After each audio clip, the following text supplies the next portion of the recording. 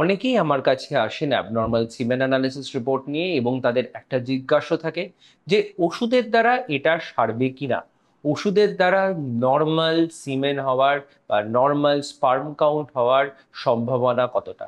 Hello, আমি doctor Ratripal, fertility specialist and male infertility expert. চলুন আজকে আমরা ডিসকাস করি মেল ইনফার্টিলিটি এবং শুক্রাণুহীনতার ক্ষেত্রে ওষুধের দ্বারা কতটা ট্রিটমেন্ট করা যায়।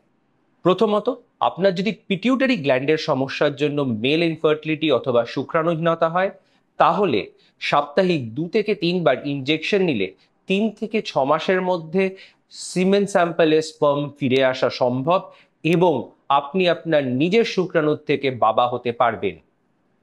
দ্বিতীয়ত, আমরা ব্যবহার করি ক্লোমিফেন সাইট্রেট। দেখা গিয়েছে যে আনএক্সপ্লেনড অথবা ইডিওপ্যাথিক মেল ইনফার্টিলিটির ক্ষেত্রে, যেখানে শুক্রাণুর নাম্বার নর্মালের থেকে অল্প কিছু কম এবং হাজবেন্ডের কোনো জেনেটিক প্রবলেম নেই বা অন্ডকোষে কোনো সমস্যা নেই, তাদের ক্ষেত্রে ক্লোমিফেন সাইট্রেট 3 থেকে 6 মাস ব্যবহার করলে অনেক সময় শুক্রাণুর নাম্বার এবং চলার ক্ষমতা বেড়ে যায়।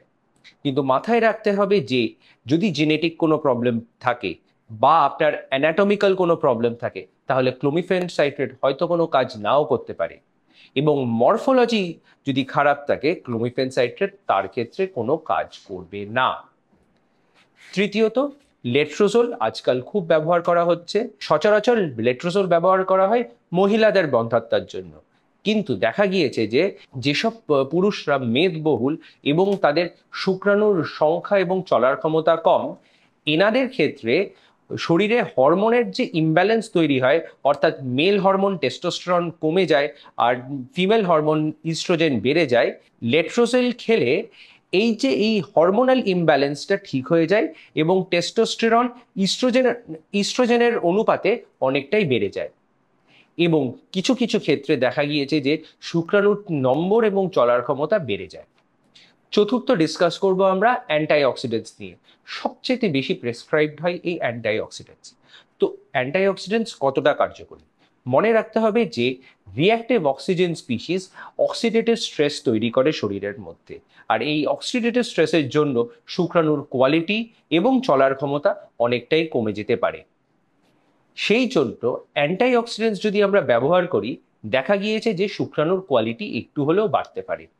বৈজ্ঞানিক তথ্য অনুযায়ী vitamin E, vitamin C, zinc আর কোএনজাইম কিউ, এগুলো হলো সবচাইতে কার্যকরী অ্যান্টাইঅক্সিডেন্টস। কিন্তু আমাদেরকে এটাও মাথায় রাখতে হবে যে অ্যান্টাইঅক্সিডেন্টসের বা রিঅ্যাক্টিভ অক্সিজেন স্পিসিসের 2 রকম কাজ। রিঅ্যাক্টিভ অক্সিজেন স্পিসিস খুব অল্প পরিমাণে অ্যাকচুয়ালি শুক্রাণু ডেভেলপমেন্টে সাহায্য করে, কিন্তু বেশি পরিমাণে শুক্রাণুর জন্য ক্ষতিকারক। সেই জন্য খুব বেশি দিন ধরে অ্যান্টাইঅক্সিডেন্টস খেলে বা সেই সব ট্যাবলেট খেলে যার মধ্যে একাধিক অ্যান্টাইঅক্সিডেন্টসের মিশ্রণ থাকে, সেটা কিন্তু অনেক সময় আবার শুক্রাণুর কোয়ালিটি কমিয়ে দিতে পারে। আর এটা মাথায় রাখবে যে টেস্টোস্টেরন, সে আপনি ইনজেকশন নেন কি ট্যাবলেট খান অথবা প্যাচ ব্যবহার করুন, টেস্টোস্টেরন হলো মেল কন্ট্রাসেপটিভ এবং টেস্টোস্টেরন ব্যবহার করলে আপনার শুক্রাণুর নাম্বার কমে যাবে এবং আপনার অ্যাজোস্পার্মিয়াও হতে পারে। সেই জন্য ওভার দ্য কাউন্টার ড্রাগস কখনো খাবেন না।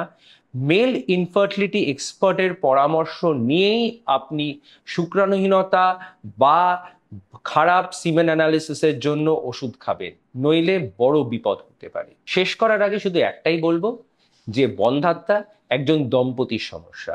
Infertility is a couples problem. তাই এমন ভাবা ভ্রান্ত যে শুধু হাজবেন্ড ওষুধ খেয়ে তার শুক্রাণুর রিপোর্ট যদি একটু ভালো করতে পারেন তাহলেই প্রেগনেন্সি আসবে। একজন দম্পতির একটি সার্বিক চিকিৎসা দরকার প্রেগনেন্সি আসার জন্য, এবং অনেক দিন ধরে ওষুধ খাওয়ার পরেও যদি সিমেন অ্যানালিসিসের কোনো উন্নতি না হয়, তাহলে কিন্তু হতাশ হয়ে পড়বেন না, এর জন্য চিকিৎসা আছে।